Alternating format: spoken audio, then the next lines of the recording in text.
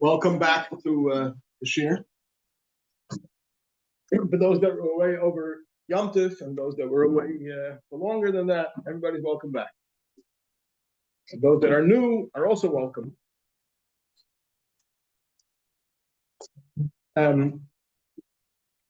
Today is a very auspicious day. It's the 7th of Cheshvan. What is auspicious about the 7th of Cheshvan?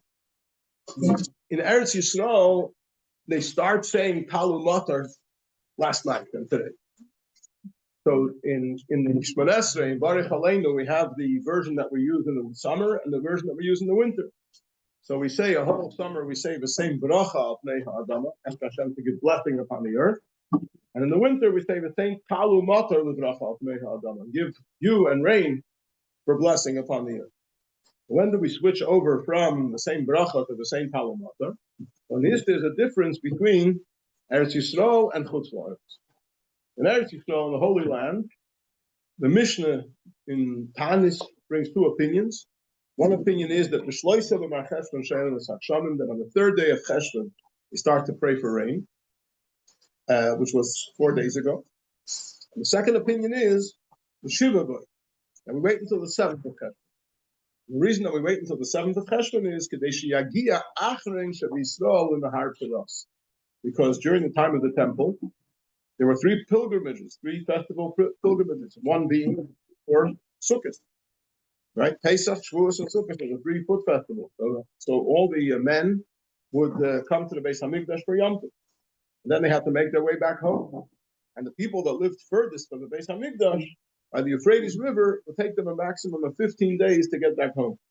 So we don't start praying for rain until 15 days after Yom Tov, so that the people that live furthest from the Beis Hamikdash shouldn't get stuck in the rain. When we don't want to pray for rain when people are still traveling back to the Beis Hamikdash. So therefore, we delay praying for rain until the 7th of Cheshvan. That is what is done even today in Eretz Yisrael. They start saying Matar on the 7th of Cheshvan. So last night by Ma'ariv, throughout Eretz Yisrael, was announced in every shul, Talu Matar. However, in Chutz La'aretz, we follow the custom of Talmud Bavli, of the Babylonian Talmud. And since in Babylon, in Iraq, the rainy season starts later, the need for rain only starts in December. So the praying for rain, the same Talu Matar in Chutz La'aretz, we begin on the 5th of December, or 60 days after the equinox of Tishrei. The equinox, probably people are, I'm assuming people are familiar with what the equinox is, but the equinox is, we know that in the summer, the days are longer and the nights are shorter. And in the winter, the nights are shorter, and in the winter, the days are shorter and the nights are longer. The day when it actually meets, the day and the night are exactly the same size. That's called the equinox. So there's an equinox in the month of Tishrei, and there's an equinox of Kufa in the month of Nisan. So 60 days after the equinox of Tishrei is when we begin saying Talu Matar in Bavel, and in the rest of Chutz La'aretz we follow the custom of Bavel. That's a good question. Why it is that way? That's another discussion. The Rishonim talk about it at great length. There are those who wanted to change it and were unsuccessful. But the fact is that outside of Eretz Yisrael, we follow the custom of Bavel to start saying Talu Matar on the 5th of December. Sometimes it's the 6th of December. It's 60 days after the Tkufa of Tishrei. In the calendars, it's always written exactly when it is. But in Eretz Yisrael, they start saying Talu Matar on the 7th of Cheshvan. Now, this idea that they start saying Talu Matar on Eretz Yisrael on the 7th of Cheshvan because the Jew that journeyed further to get to the Beis Hamikdash finally arrives home after his journey back home. This is also pertinent halachically outside Eretz Yisrael in all times. And that is that the poskim, the codifiers, Shach brings that if somebody writes an illegal document, achar haregel, after Yom Tov, let's say he says, I'll borrow 1,000 pounds and I'll pay you back after Yom Tov. So when is after Yom Tov? Before Havdalah or after Havdalah? So the answer is, you get a full 2 weeks after Yom Tov, you get grace, because it takes 2 weeks for people to unwind from Yom Tov. So when people say after Yom Tov, their intention is from the 7th of Cheshvan. So today is considered the official switch over from being in the Yom Tov mode to being back into the grind of the ordinary, mundane, regular lifestyle of the rest of the year. And interestingly enough, this date of the 7th of Cheshvan always falls in Parshas Lech. Most days of the Hebrew calendar, you can't say that they always fall in the same parsha. Most people will know that their birthday is sometimes in this parsha and sometimes in this parsha. Right? However, the 7th of Cheshvan has 4 possibilities. It can fall on a Sunday, on a Tuesday, on a Wednesday like this year, or on a Friday. But whether it falls on a Sunday, or on a Tuesday, or on a Wednesday, or on a Friday, it's always going to be the Sunday, Tuesday, Wednesday, and Friday of Parshas Lech. The reason for that is very simple, because it's exactly 2 weeks after Simchas Torah.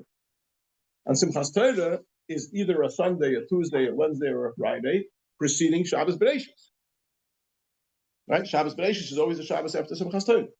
So therefore, Zayin Cheshvan always falls on a Sunday, a Tuesday, or a Wednesday, or a Friday, leading up to Parshas Lech Lecha, 2 weeks after Simchas Torah.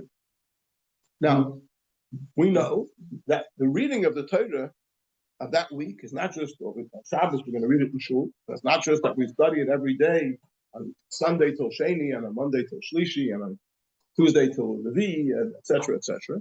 It also is something that we live with the entire week.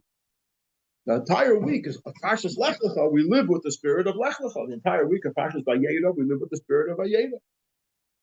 So that being the case, obviously the week of Parshas Lech Lecha, the theme of the week is Lech Lecha. What does Lech Lecha mean? Lech Lecha means Hashem's instruction to Avraham Avinu: leave your land and your birthplace and the home of your father, and journey to the land that I will show you. In other words, go away from Chutz La'aretz, where Avraham Avinu was at the time. He was in Mesopotamia, in Haran, and Amnaraim, and journey to the Holy Land. So which direction is he going? He's going from the mundane to the holy. And even after he arrives in Eretz Yisrael, it says that Abraham continued journeying, continuously journeying southward. And the commentaries explain what's the idea of continuously journeying southward is to get closer to Yerushalayim, the holiest part in Eretz Yisrael. So Avraham Avinu is journeying in this week's Seder from the mundane to the holy. And even though we have a pasuk in the Seder that says, "Vayered Avram Mitzrayim," that Avram descended to Egypt. So first of all, that itself needs a little bit of clarification how a pasuk like "Vayered Avram Mitzrayim" gets into Lech Lecha. It's another discussion. But in any case, that's only one pasuk. The majority, or a few psukim, that talk about Avraham Avinu's stay in Egypt. But the vast majority of the Seder talks about Avraham Avinu in Eretz Yisrael, going from strength to strength, going higher and higher in Kedusha, in holiness, both geographically, and also he keeps attaining higher and higher levels of Kedusha until at the end of the Seder, he reaches the point where Hashem says to him, "Ishalech lefanei v'heyei samim," walk before me and be complete, and that's he enters into the covenant of circumcision. He enters into a very special and intimate covenant with Hashem. So Avraham Avinu is going to higher and higher levels of Kedusha. The traffic of Zayin Cheshvan is going in the opposite direction. It's when Yidden are leaving the Beis Hamikdash and going back home to their ordinary places, right? Sukkot, everybody was in the Beis Hamikdash, and then you get 2 weeks from Sukkot to the end of Sukkot, from the day after Shmini Atzeres until the 7th of Cheshvan, for the furthest Jew to arrive back home by the Euphrates River, and that's when you start praying for rain. So the theme of this idea, of this concept, is going from the holy to the mundane. So you're going to have some collision over here. You have the traffic of Parshas Lech Lecha goes from the holy, goes from mundane to the holy, and the traffic of Zayin Cheshvan is going from the holy to the mundane. The Shalom HaKadosh says that all the occasions throughout the year are alluded to in the Seder of the week. Here it seems that the Seder of the week and the occasion which we are focused on today, the 7th of Cheshvan, are going at cross purposes. They're going in opposite direction. I hope everybody's with me on the problem. When we understand the problem, then we can look for a solution together. So in order to understand the answer to this question, there's an interesting halachic concept differentiating between two things that seem very similar but are yet different. There is a word in Lashon Kodesh called a shliach. A shliach means an agent. You appoint an agent to represent you and to carry something out on your behalf. Yeah, that's a shliach. There's another word in Lashon Kodesh that is a sachir. A sachir means a hired worker. You hire somebody to work for you. and you pay him a salary. That's called a sachir. Now, normally the shliach, although it's not absolute, but will normally be sent to a distant place, right? Place where it's not convenient for you to make that distant journey. So you send someone to represent you, to act on your behalf, to be your agent. So the shliach carries out his responsibilities in a distant place, far away from the mashaleach, from the one who appointed him and has made him his agent. The sachir, on the other hand, the hired worker, normally carries out his functions close by. Either he works in the house of his employer, or he works in his office, in his factory, or he makes deliveries. But it's generally within reach of within close proximity to where he's coming from. Nevertheless, we find an interesting halacha, and that is that by a sachir, by a hired worker, we don't necessarily say that the activities carried out by the hired worker are considered like his employer has done them. He's an independent individual. Whatever he does, he's doing. He might be doing it for the benefit of his employer, but it's his actions. When it comes to a shliach, when it comes to an agent, there's a famous halacha, shluchai shel adam k'maisei. A person's agent is considered like an extension of himself. So when an agent carries out a transaction on behalf of the one who appointed him to represent him, it's considered like the one who appointed him and the one who sent him is carrying it out himself. In fact, sometimes we take it to the extreme. That is literally considered like he is in that place carrying out that act. It literally is considered that the shliach's actions are considered that of the mishaleh. Yeah, for example, if a man makes a shliach to deliver a kedushin or a chas v'shalom a get, so the delivering of the kedushin to the woman or delivering the get to the woman is considered like the husband delivered because he's a shliach of the husband, right? And the same applies in various situations. Shluchei shel adam k'motzei. A shliach of an individual is like that person himself. Now, it seems a little bit strange at first glance that a shliach who is distant from the mishaleach is considered k'motzei, is considered like an extension of the mishaleach. A sachir who works close by is not necessarily considered k'motzei. Why would that distinction be? It seems to be going the opposite, against what we would think. So the answer can be found very easily in the words themselves. The word shliach implies that he is acting as an agent of the one who was sent him. So his interest is to fulfill the needs or the task or the instructions of the one who has appointed him. He's not acting on his own behalf. He's not acting on his own interest. He's acting in the interest on behalf of the one who's appointed him. And since his entire existence at that moment is subservient to the one who's appointed him, so he becomes an extension of the one who's appointed him. On the other hand, the sachir, the word sachir, the root of the word sachir is schar. Schar means reward, payment. He's working for his payment. So even though he's carrying out the instructions of his employer and is doing what his employer has asked him to do and is doing it hopefully with great devotion and doing it correctly, but at the end of the day, what's motivating him is his interest. He wants to, as the pasuk says, the "Elav hu noisei nafshe." He's looking forward to getting his pay, and for that he's working very hard. So at the end of the day, he's working on his own behalf, and because he has his own interest, therefore he's not necessarily considered an extension of the employer. He's considered a person on his own. Yeah, that's clear. If that's the case, we can now understand how going from the Beis Hamikdash back to each and every individual's personal space, ish tachas gafnei, ish tachas te'inasei, as the pasuk says, each man under his vineyard, under his vine, and each man under his fig tree, can in a certain sense be an upgrade. Why? Beis Hamikdash is such a holy place. Because when a Yid came to the Beis Hamikdash, what did he come to the Beis Hamikdash for? He came to the Beis Hamikdash to absorb Kedusha. He came to the Beis Hamikdash to be inspired and to be filled with holy experience, which is going to empower him and strengthen him and inspire him to be able to serve Hashem better. In fact, I think I mentioned this many times at this shiur. We say in Musaf on Yom Tov, Ein anu yechelim lalois v'leirois v'lishtachlois lefanecha. Because of the destruction of the Beis Hamikdash and our dispersion in exile, we're no longer able to ascend. La'alois means to ascend. V'leirois, and to appear, as it was a mitzvah in the time of the Beis Hamikdash for every Jew to ascend and appear before Hashem in the 3 foot festivals. V'lishtachlois lefanecha, and to prostrate ourselves before you. So the Alter Rebbe in the Likutei Torah asks, I understand we're not able to ascend. We don't have where to ascend to. I understand we're not able to appear because we don't have where to appear. But l'ishtachva is to prostrate ourselves. Go right ahead. There's place on the floor. You can prostrate yourself. Who's stopping you? What does it mean? We're not able to prostrate ourselves. We're not able to bow. You're able to bow if you want to.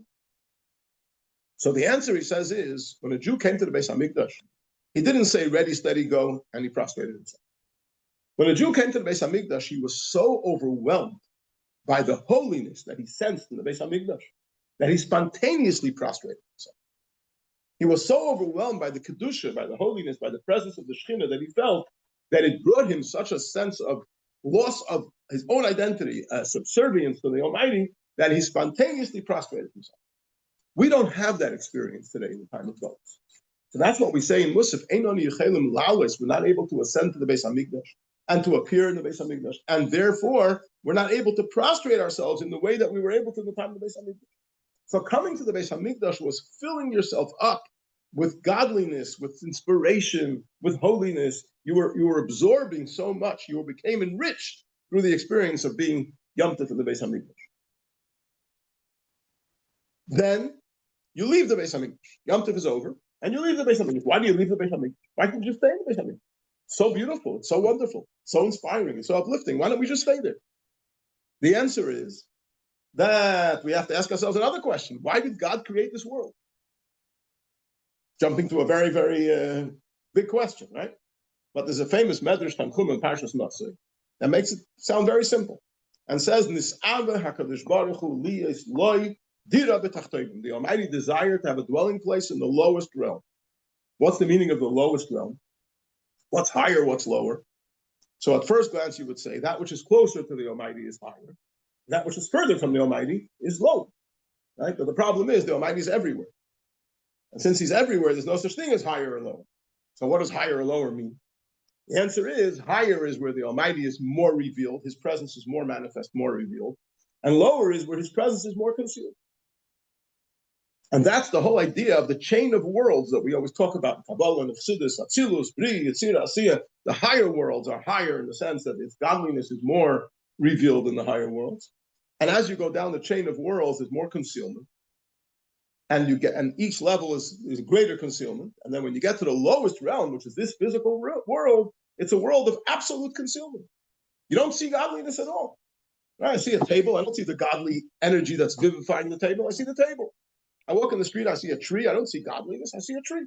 Happens to be that when you learn Chassidus, you find out that what's making the tree be a tree is because there's divine utterance that says that the earth should give forth trees, and that divine utterance is continuously recreating the tree every second from nothing to something, and that's the true essence of the tree. But that's not what I see in the tree when I walk down the street, because this is a world of total concealment of godliness. In the higher realms, in the more spiritual realms, you get more of an inkling of spirituality. In the worlds of the angels and the spheres and in Gan Eden, over there you can sense spirituality, each level at its level.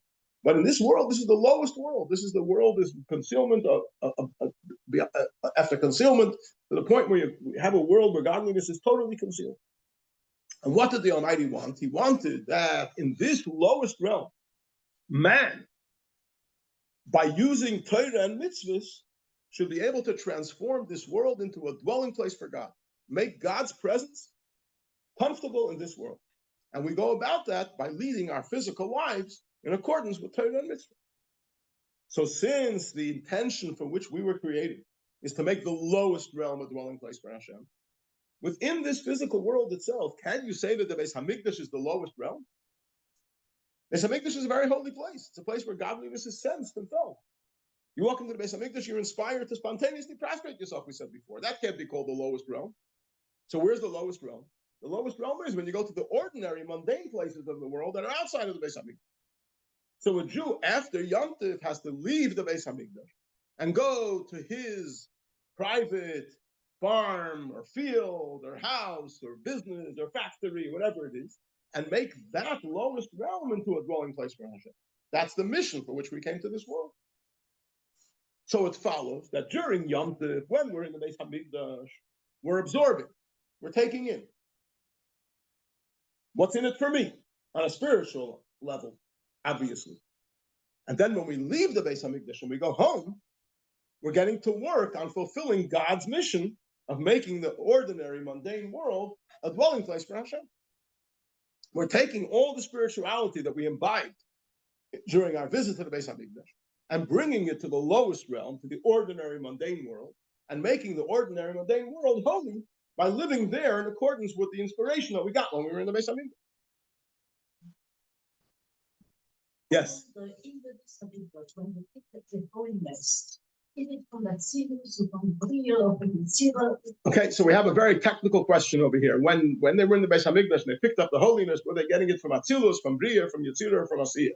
So I'll just, I don't know the full answer to your question, but I can remind you that at the very end of when we finished, now we're holding chapter 3 in Tanya, right? Not long ago, we completed, about a few months ago, we completed the full cycle. We finished chapter 53. And in chapter 53 in Tanya, he spoke about how the Shechina that resided in the Kodesh HaKadoshim, that manifested itself in the Holy of Holies in the Beis Hamikdash, how that was in the first Beis Hamikdash, what level of Shechina was in the second Beis Hamikdash. That's it, ring a bell? So I guess from there you could find the answer to your question. What level of godliness did they pick up when they were in the Beis Hamikdash? And the first Beis Hamikdash was a higher level, and the second Beis Hamikdash was a lower level. But there were levels of godliness that were fully manifested, fully revealed in the Beis Hamikdash. The Mishnah says, "Asara nisim nasu laviseinu beBeis Hamikdash." There were 10 miracles that happened regularly in the Beis Hamikdash. So when Yid walked into the Beis Hamikdash, it was clear to him that the Almighty is running the world, right? And it was an incredible experience, and the inspiration and the godliness that you imbibed, that you picked up while you were in the Beis Hamikdash, you took with you, and the mission was now to take all that holiness and godliness and bring it into the ordinary world and make the ordinary world a dwelling place for Hashem. So it follows that while you're in the Beis Hamikdash, you could say it to a certain extent, you're like a sachir. You're like a hired worker. Just like a hired worker is in it for himself, you're there for yourself.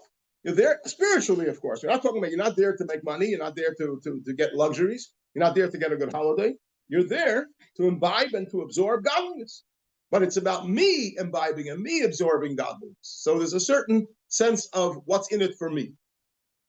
Right? Then when you leave the Beis Hamikdash, you're upgraded. Thank you very much. When you leave the Beis Hamikdash, you're upgraded from the level of Sachir to the level of Shliach. Because now you're going on a mission. Now you're going on God's mission to make the ordinary, mundane world a dwelling place for Hashem. And Shluchei Shel Adam Kemaisei. When you're a Shliach, you're literally an extension of the one who has appointed you. In this case, that's the Almighty. So you become upgraded from being an employee of the Almighty to being an agent of the Almighty, who becomes literally like part of the Almighty himself. So just like Lech Lecha, Avraham Avinu is being upgraded from being in Chutz La'aretz, coming to the greater holiness, to come to Eretz Yisrael. So by leaving the Beis Hamikdash and going back home, Zayin Cheshvan, one is reaching a greater holiness in the sense that one is now becoming a Shliach. One is becoming an extension of the Almighty because one is now entering into the mission, fulfilling the mission for which the Almighty put us in this world. So connecting that slightly, when there's the Mishkan, you walk in and you're overwhelmed with this holiness. When I grew up, for Rosh Hashanah and Yom Kippur, it was only the rabbi or the husband who was prostrated themselves, and suddenly, all of a sudden, we're all doing it. Okay. Where did that come? There are various customs in this. It's not halakhic. There's various customs, and I don't know if this is the place to go into what the advantages of one custom are over the other. Every community should follow its customs. The point that I'm making over here is that being in the Beis Hamikdash was an experience of being inspired, being uplifted, being filled with inspiration and with holiness.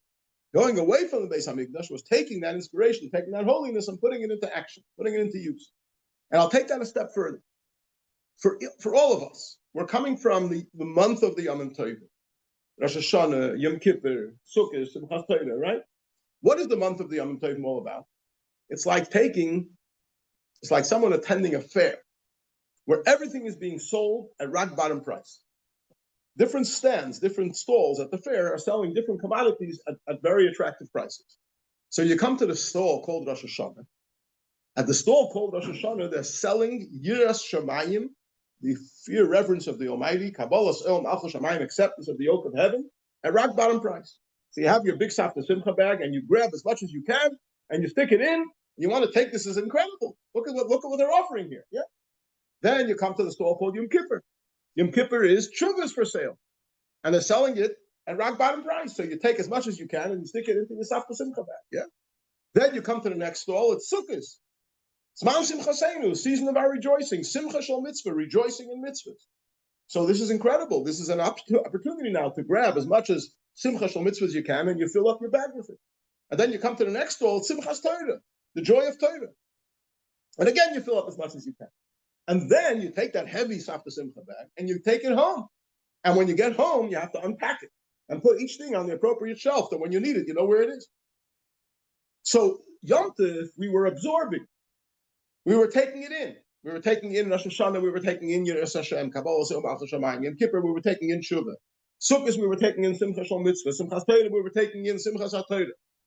Now, we're getting to the point where it's time to get to work. Take all these incredible mitzvahs that you picked up over Chodesh Tishrei, over the month of Tishrei, over the month of the Yom Tovim. What are you going to do with it? How are you going to fulfill the mission that the Almighty put you in this world for with all these resources? So the month of Tishrei, the month of the Yom Tovim, is a time for absorbing. It's a time for taking in everything. Then, when we make the switch over from the month of Tishrei to the rest of the year, and the unique day for focusing on that is the 7th of Cheshvan. That's the first day, which is called Achar Haregel. It's completely after Yom Tov. We've unwinded from Yom Tov, and now we're going full force forward into taking all the resources that we absorbed over Yom Tov and putting them into action. That's the real mission. That's where we are transformed from the state of Sachir to the state of Shliach. Now, when you look carefully at Parshas Lech, you'll see that there's an interesting aspect in Parshas Lech which exactly fits this bill. And that is, Hashem says to Avram, Lech lecha me artzecha me meladecha me beis avicha. Leave your land and your birthplace and your father's home and go to the land that I will show you. Now, we discussed in the month of Elul that the word artzecha can also mean, from the word ratzing, your desires. And the word meladecha can also mean your habits. And beis avicha can mean the conclusions of your seichel, as we're going to learn in Tanya Peir Gimel, that the intellectual faculties are called the parents and the emotional are called the offspring. So Hashem is saying to Avram, leave your desires, leave your habits, leave the conclusions of your intellect, and go I will show you. Go on my mission. Right? Now, what were Avraham Avinu's desires? What were his habits? What were the conclusions of his seichel? What was Avraham Avinu doing for the first 75 years of his life? He was spreading godliness. He was going around in Charan and publicizing monotheism. That there's one God. And he got a whole bunch of people following his ways. Avraham was inspiring the men. Sarah was inspiring the women. They were doing incredible things. Avraham Avinu had Mesiras Nefesh. He was put his life on the line, be thrown into the furnace to insist that there's one God. And he did not take notice of Nimrod, who wanted to impose his beliefs of his pagan beliefs. And Avraham Avinu said, I'd rather die than go with you. Yeah. So Avraham Avinu was doing incredibly good things before Lech Lecha. And Hashem says to Avram, leave your desires, leave your habits, leave the conclusions of your intellect, and go, I will show you. What does that mean? It means everything you've been doing until now was wonderful. But it was all about what you wanted and what you were comfortable with and what you concluded in your mind is the right thing. I want you to leave all that behind and enter into a whole new dimension of existence, which is the land that I will show you. I want you to become my shliach. and go where I will tell you to go and do what I will tell you to do. Not just because you like it or because you're inspired, but because this is the mission. So in a sense, Lech Lecha is the exact transition that we are experiencing right now. We're switching from being in a state which is beautiful, inspiring, it's fantastic, Rosh Hashanah, Yom Kippur, Sukkot, and Passover, this is delightful. And we're going over into the nitty-gritty of doing what Hashem created us for. And what Hashem gave us, all that inspiration that we picked up over Rosh Hashanah and Yom Kippur and Sukkot and Simchas Torah, what was it all meant for? It was all meant that we should be able to go into the ordinary, mundane months and weeks and days of the year and make them holy. That's the mission. That's the Aretz Asher Eka. That's the land that I, Hashem, are showing you. That's that land that I, Hashem, are instructing you and pointing you and sending you to get on with the job. So it follows that Zayin Cheshvan, or generally speaking, the transition between the month of Tishrei and the ordinary months of the year, fits right into the theme of Parshas Lech.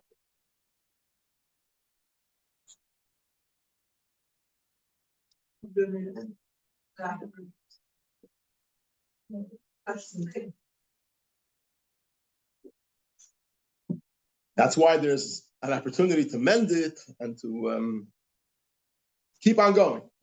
You know, if you're carrying a heavy load with a lot of good things in it, the bag breaks and something falls out, you can either get completely overwhelmed and say, forget about it, I wasted my time, the bag is breaking, or you can say, okay, so I'll get 95%. So I'll stop where I am, take out my needle and thread or my stapler, put it back together again, put it in the maximum that I can, and keep going, full of thanks to the Almighty that I have everything that I have.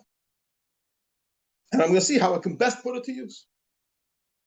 Yes? It seems to me that Al-Hamri was a Shia, but as well as Sophie, because he got so much production when he did that. So it was exactly his own.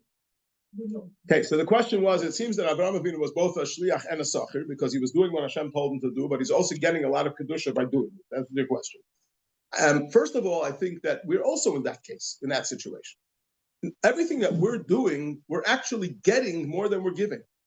I think I shared the story once that there's a Sefer Lekutei Torah that's written by the Tanya on the Parshas of the week. When the Rebbe's mother passed away in 1964, the Sefer Lekutei Torah was not available. It was out of print. It was printed in Shanghai in the 1940s, and since then it hasn't been reprinted, and it was out of print. So the Rebbe wanted to reprint Lekutei Torah in memory of his mother, and the cost of the project was over $10,000, which in 1964 was a fortune of money. So the Rebbe asked for 9 people to volunteer to contribute $1,000 to be partners in this project, and he'll contribute $1,000, and together they'll have the $10,000 to print the Sefer. And more than 9 people volunteered to come forward, and the Rebbe chose 9, and they went ahead with the project. And the Rebbe said that, I don't know if he said it publicly or he said it to someone, but he said that on what basis did he choose those 9 people? He wanted to choose those people that understand that they're getting more than they're giving. In other words, people that give and think that they're doing the world the biggest favor is Michael. Don't need their favors. Someone who's giving but realizes that the privilege that he's getting is even more than he's giving, that's a partner that he wants to have. So in a sense, whenever we're doing what Hashem instructs us to do, what Hashem commissions us to do, of course we're getting more than we're giving. What could be a greater privilege than to partner with Hashem and making the world a dwelling place for Hashem? But at the same time, the focus is we're getting the job done. During the month of Tishrei, or during our visit to the Beis HaMikdash, the focus is how I can absorb as much as possible. And from this point of the year on, the focus is how can I take everything that I've absorbed and put it to use to fulfill the mission that Hashem is giving me. I think, again, there's a famous story that there was a chassid of the Alter Rebbe who came to the Alter Rebbe, and he came to get instruction and spiritual service of Hashem. But the Alter Rebbe asked him in the course of the audience, he asked him, how are you doing financially? So he said to the Alter Rebbe, in truth, I was doing well, and I recently experienced a crisis, and I'm not doing well. And he said, but it's okay, I accept it. However, I made various commitments, and those commitments I feel I need to keep. So I need for this and for that and for this and for that. And he told the Alter Rebbe the things that he's really concerned about, but to be able to keep his commitments in certain areas. The Alter Rebbe got very deeply engrossed in thought. And then he lifted up his head and he said to him, you have enumerated all the things that you need. Have you ever thought about what you're needed for? And at that point, the man fainted. And when he was revived, he became a transformed individual. Totally transformed. And his whole focus on what life is all about took a whole different shift. He realized that it's not about what I need, it's about what I'm needed for. Now, the simple understanding of the story is that what I need is my material needs. What I'm needed for is to study Torah, do mitzvahs, do good deeds, help a fellow Jew, right? But perhaps it can go a step deeper. Even in the spiritual relationship with Hashem and with Torah and mitzvahs, there's also what I need and what I'm needed for. During the month of Tishrei, during your visit to the Beis HaMikdash, you're taking in what's in it for me, spiritually. How can I get more inspired? How can I feel holier? How can I feel closer to Hashem? Right? And then there is transitioning to what am I needed for? What do I need to do with all this inspiration? How do I make use of it in a way that's going to fulfill the mission for which Hashem put me in this world?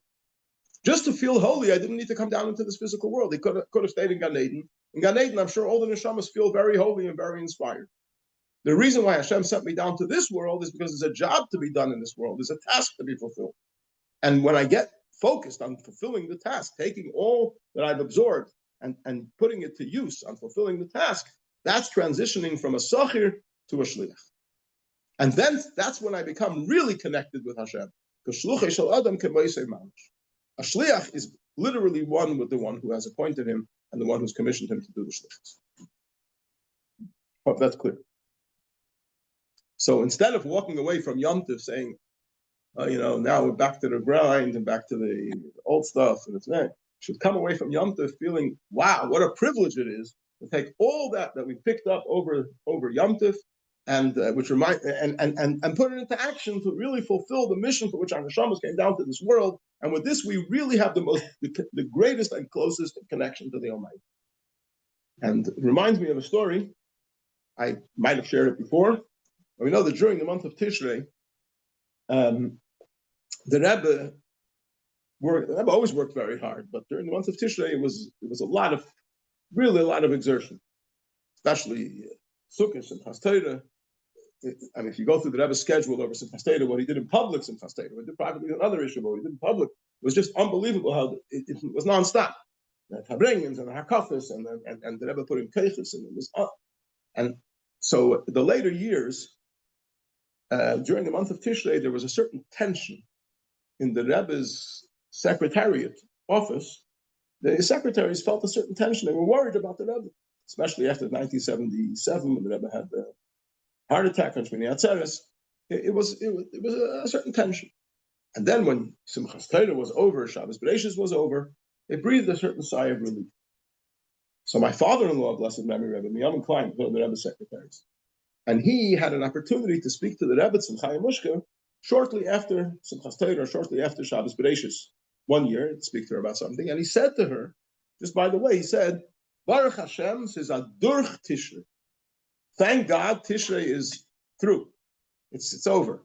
We can breathe a sigh of relief. It was very, the Rebbe said to him, says Adurch Tishrei. Says Zugekumen Tishrei. Tishrei has passed. Tishrei it's been added on to our experience. A Jew comes away from Rosh Hashanah enriched. A Jew comes away from Yom Kippur enriched. A Jew comes away from Sukkot enriched. You come away from Simchas Torah enriched. You come away from Tishrei, you've accumulated all this new energy and all this new empowerment. It's not something that's just, okay, we'll take it off, it's gone, back to the old stuff. No, we're empowered to enter into a new year with unprecedented energy and inspiration and wherewithal that we've never had before. So we can look forward to a year which is going to be fulfilling the mission of making this world into a dwelling place for Hashem in a way that's unprecedented. And we should do it with excitement and enthusiasm. Going over to Tanya. So we are going to start today chapter 3, Perek Gimel, which is on page Zion, numbers on top of the page, and numbers 10, numbers on bottom of the page.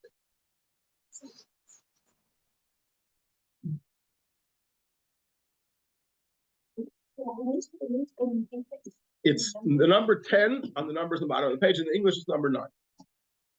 We have a few more Tanyas here.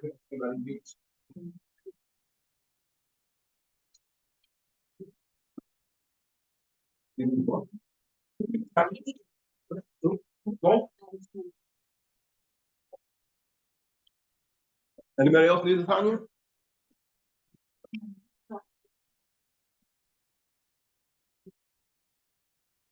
Okay.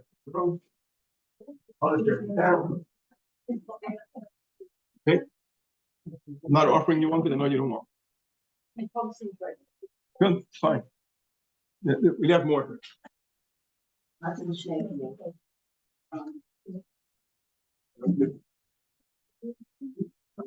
Okay. Page Zion, which is equivalent to 10 on the bottom of the page. Okay. So in chapter 2, we learned about the neshama. Those beautiful gifts that we have. We have a neshama that's a part of God from above. And we learned about the root of the neshama and the thought and the wisdom of the Almighty, which is one with the Almighty himself. We learned phenomenal things about the essence of the neshama. In chapter 3, we're going to talk about the actual structure of the neshama, the components of the neshama, how we can actually put it to use. So Perek Gimel begins, V'hinei kol b'chino madrega misholish elu nefesh ruach neshama.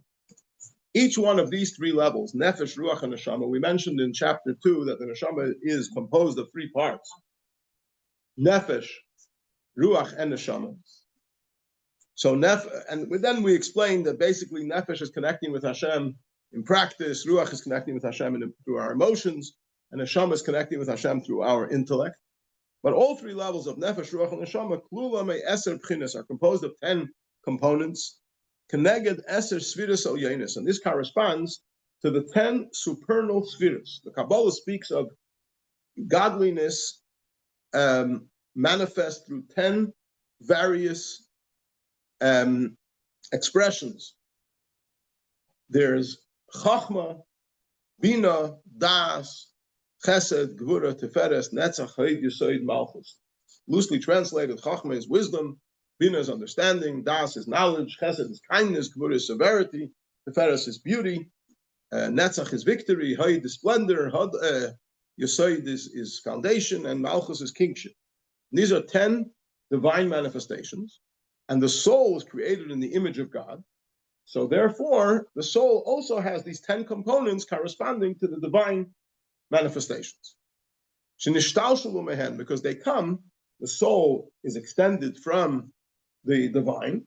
So being that it's an extension and a reflection of the divine, so it reflects the aspects of the divine are reflected in the neshama.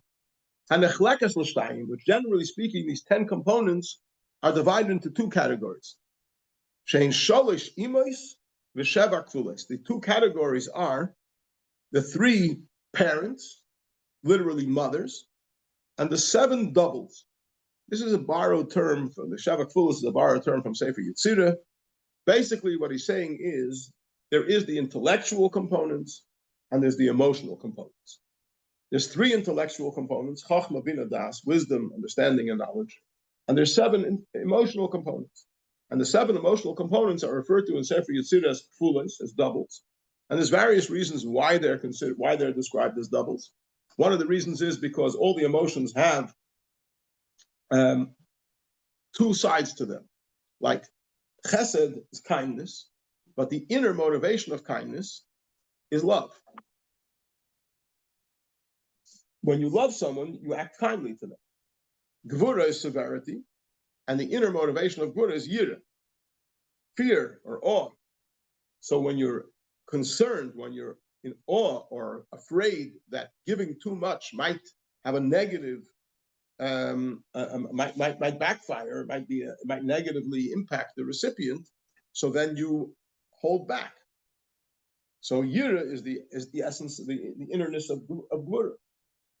Rachmim, compassion, is the innerness of tiferes. Every one of the spheres has a pnimius and a chitzonius. That's one of the reasons why they're called kfulos double. Yes.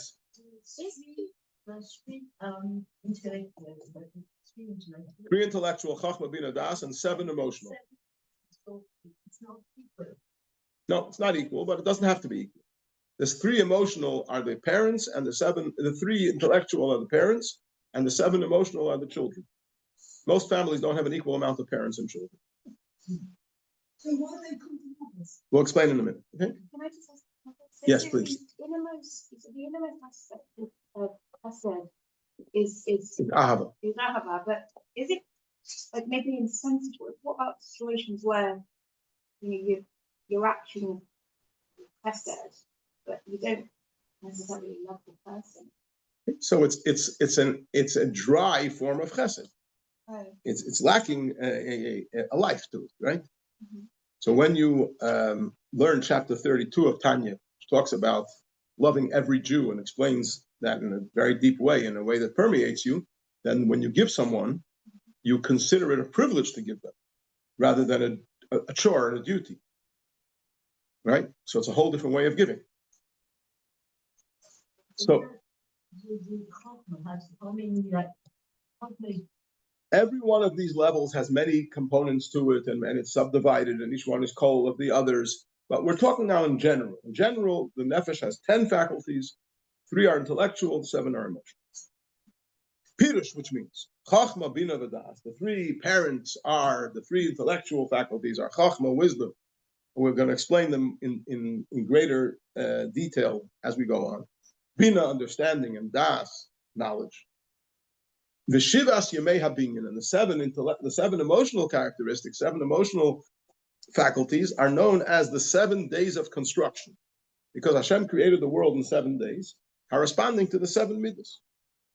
Sheishes yamim asa Hashem es hashamayim ve'es haaretz. So the pasuk says 6 days Hashem created the heaven and the earth, and the Kabbalah explains that it doesn't say bisheishes yamim, in 6 days Hashem created heaven and earth, but rather sheishes yamim, the 6 days themselves, which are the 6 spheres. Chesed, Gvura, Tiferes, Netzach, Chayt, Yesod, they are active in creating heaven and earth, and that's why the creations of the first day of creation represent Chesed. That's when light was created. Light is a manifestation of kindness. The second day of creation was the creation of the firmament, which divides the upper waters and the lower waters. The vision comes from Gvura.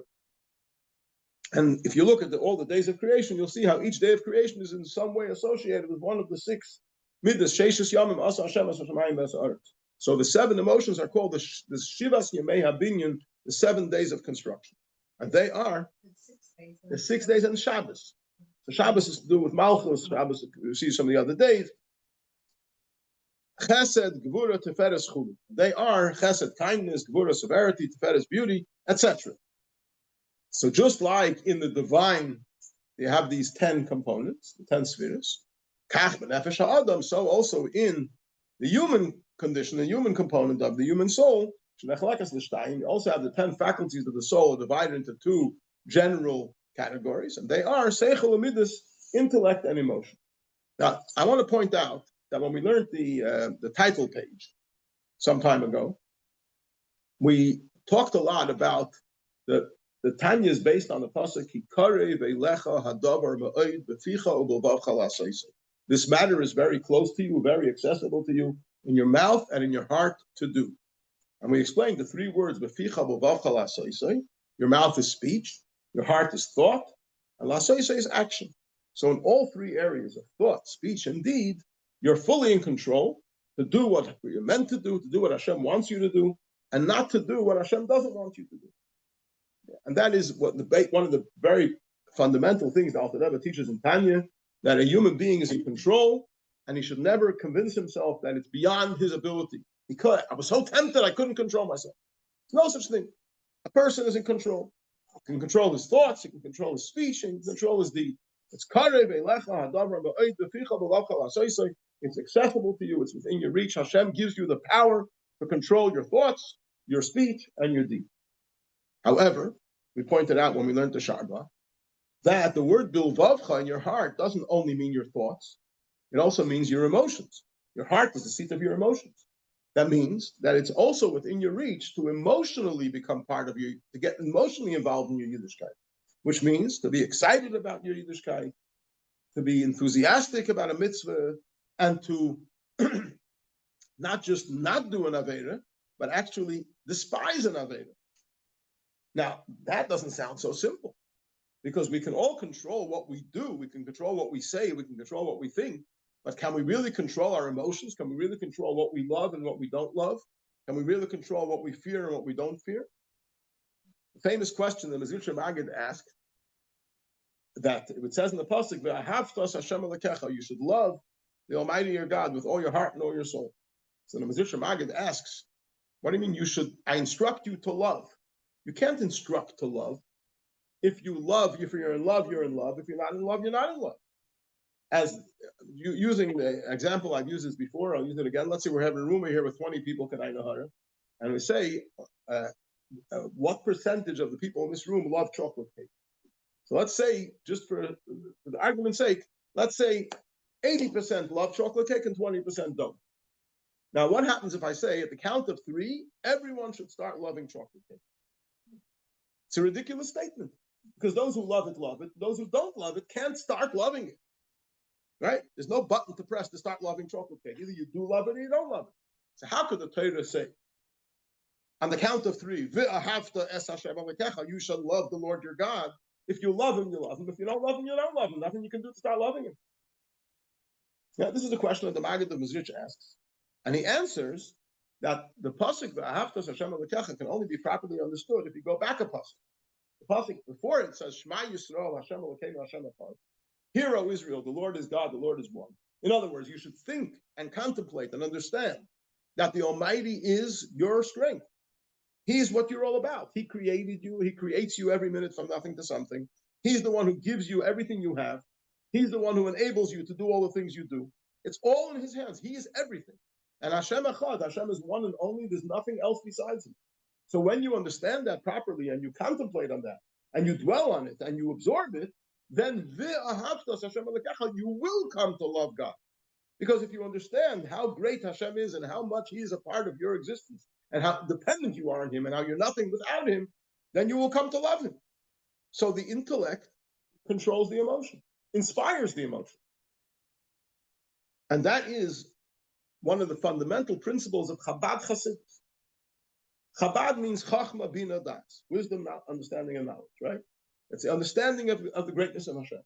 Using the understanding of the greatness of Hashem to inspire ourselves. And let's go back for a moment. This Chassidus and this Chassidus Chabad. What's Chassidus? Chassidus is the Baal Shem Tov. The Baal Shem Tov introduced Chassidus. What was the Baal Shem Tov's message? The Baal Shem Tov's message was, as everybody knows, it's not just enough to go through the motions. You have to do it with a passion. You have to do it with an excitement. You have to do it with an enthusiasm. You have to love it, right? That's the Baal Shem Tov's message. That's Chassidus. Chassidus means serving Hashem with love and enthusiasm and joy. It's exciting to serve Hashem. It's exciting to learn Hashem's Torah. It's exciting to do his mitzvahs. Not just going through the motions because I have to, right? So the question is, it's all very nice, yes, okay. I'd like to vote for that. I want to be excited about my Yiddishkeit, but how do I get excited? How do I do it? So the Alter Rebbe comes along and introduces Chabad. What is Chabad? Chabad is, you should know that your soul is made up of 2 parts. There's the intellectual part of the soul, Chachma Bina Das, and there's the emotional part of the soul, and that's Chesed, Gvura, Tiferes, Netzach, Yisod, Malchus. And the key to switch on the emotions lies within the intellect. When you learn about the greatness of Hashem and you truly understand it and you contemplate on it, when you learn how phenomenal the Torah is, how phenomenal a mitzvah, which is a tzavsa, a chibur, a bond, and a connection with the essence of Hashem is, when you learn how incredible a neshama is, how special a yid is, then that itself will inspire you to love Hashem, to love his Torah, to love his mitzvahs, to love a fellow Jew, and to be excited about the opportunity to connect with Hashem. So this, what we're introducing over here, the structure of the nefesh, the structure of the soul, that there is the parent faculties of the soul, which are the intellectual faculties, And there's the offspring faculties, which are the emotional faculties, is very fundamental in getting across the message that Tanya is here to share with us.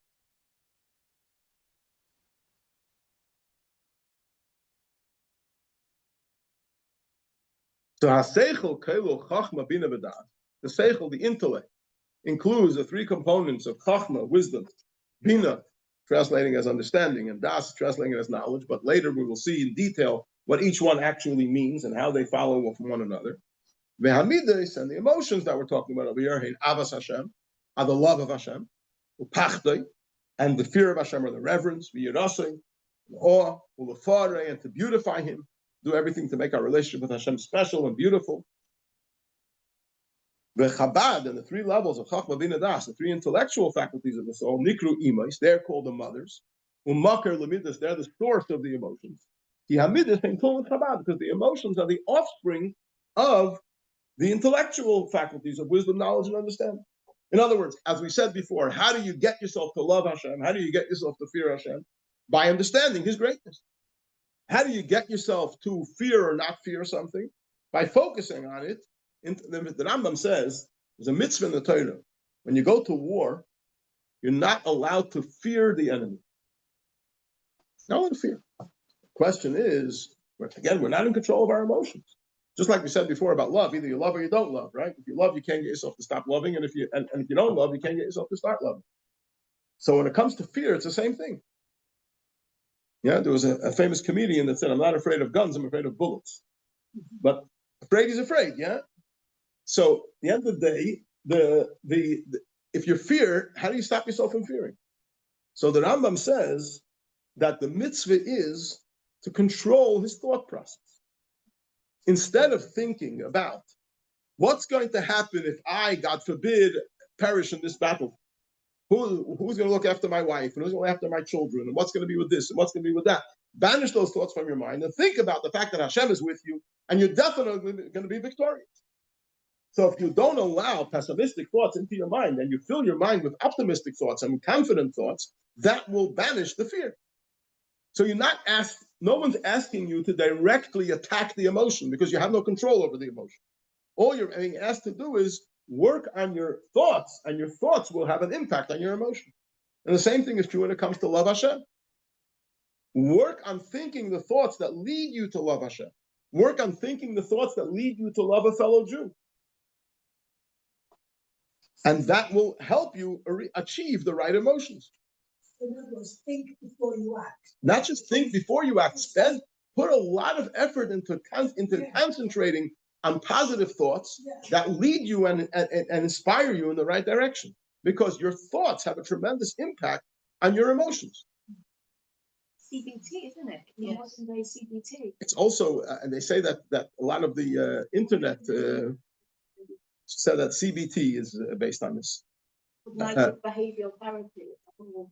And they say that a lot of the internet platforms try to grab hold of your attention and your thought in order to make you emotionally involved in certain things. And then they've caught you, and they trapped you, and you can't get out of it.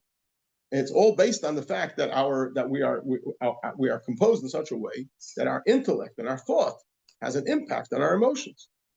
So it's important to intellectually connect with godliness and with the greatness of Torah and mitzvahs, and the greatness of a neshama, etc., so that our emotions are moving in the right direction. It's not something that's going to get fixed in a second. Rome wasn't built in a day, but it's something to work on. And if we want to work in the direction of fulfilling the mitzvah of V'ahavta Hashem Lecha, we have to spend time understanding, and then once we understand, contemplating, as we're going to learn further, on these realities. And this will help us get closer to having an exciting and enthusiastic experience in our Yiddishkeit. Are there any questions? Yeah, and sometimes the time is the overwhelm the person, and it's really hard to go up with it, to think about it. Okay, so the question over here is sometimes taivas, passions, temptations overwhelm a person, and they are no longer in a state of reasoning, and therefore they are lost. So, yes, that is true. So, but there's a number of things over here. First of all, let me point out that a person has to know that he was created by the Almighty, and the Almighty that created him knows what he's doing. and created him in such a manner that he's capable of fulfilling the mission that the Almighty has given him in this world. So nothing is strong enough to derail you from the mission that the Almighty has given you. And he's aware of your shortcomings. He's aware of the person's weaknesses. And nevertheless, he's given him this mission, so he's given him the strength to cope with the mission. In the words of our sages, according to the camel is the load. A camel driver doesn't load up his camel with more than the camel can carry, right? He's a camel driver. He has experience, knows how much a camel can carry. And the purpose of the exercise is that the camel should carry the load, the maximum load, to the destination. So he loads it up with the maximum potential of the camel, but he doesn't overload it because that's going to break the camel's back. So how much more so the Almighty, the creator of all, is aware of what we're capable of, what we can cope with, and what we're able to deal with. And the fact that he gives us challenges is to strengthen us. Because so a person needs to think about this and know that he absolutely can control that temptation. Just because I'm tempted to do something, just because I'm tempted to get angry right now with people that I love, or just because I'm tempted to do something that I know I shouldn't do, doesn't mean I'm out of control and I have a license to do it. Because perhaps the Almighty gave me this temptation so that I should have the great achievement of overpowering it. And when I overpower the temptation, we learned in the later chapters of Tanya, what an incredible light is ignited when, through the fact that the person has battled with the negative thought or the negative temptation and been successful. That's one part of the equation. The other part of the equation is that one should try to nip it in the bud. When the temptation starts developing, you don't first contemplate on it for 4 hours and then decide if you can cope with it or you can't cope with it. You kick it out right away. You replace it with a positive thought. You replace it with a thought of connection to Hashem, of Torah and mitzvahs, of helping another Jew. You say right away, I have no time and patience for these negative thoughts. They're not beneficial for me. I don't want to entertain them. I don't want to let them in. I'm gonna replace them with positive thoughts. And the less time you give the negative thought to dwell in your mind, the less leverage it has on pulling the person in. Some people are intellectually challenged, just not interested in learning. They just want to go with emotions. First of all, learning is not the only way to serve Hashem. There are many other ways in which to serve Hashem. You can serve Hashem through learning, you can serve Hashem through davening, you can serve Hashem through helping a fellow Jew, through doing chesed. You can serve Hashem through saying Tehillim. There's so many different ways in which to serve Hashem. You can serve Hashem by doing tzedakah, by organizing projects of tzedakah. So different people are created with different character traits, and sometimes it helps for people to understand themselves and put their main focus in those areas in which they have a chayas. Sometimes that's the way forward.